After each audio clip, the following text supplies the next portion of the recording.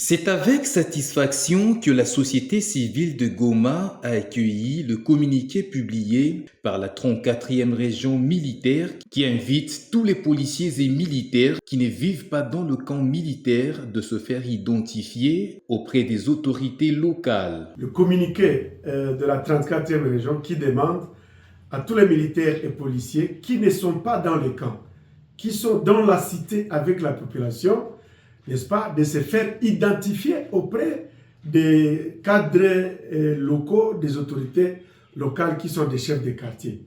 Marion Ngavo, président de la société civile de Goma, indique que cette mesure permettra de pallier à la question de la sécurité dans cette ville. Nous saluons vraiment cette mesure parce que c'est parmi les plus bonnes qui vont essayer de pallier à la question de la sécurité dans les quartiers de la ville de Goma, parce que là, nous pourrons savoir quels militaires, quels gardes, quels policiers vivent avec la population.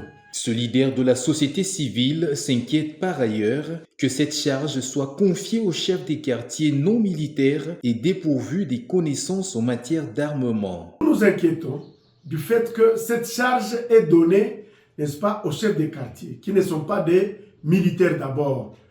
Ils sont des civils. Et nous nous posons beaucoup de questions. Est-ce que le chef de quartier a été renforcé en capacité pour identifier les militaires, pour chercher la numérotation d'armes, pour vérifier les munitions, pour vérifier les autres grenades, mortiers, etc. Est-ce que le civil est habilité à toucher ces armes? Est-ce que le chef de quartier ou son secrétaire ont été informés sur le canevas d'identification d'armes des policiers, etc. Marion Ngavo note que ceci évitera qu'il y ait beaucoup de représailles et conflits dans cette partie du pays.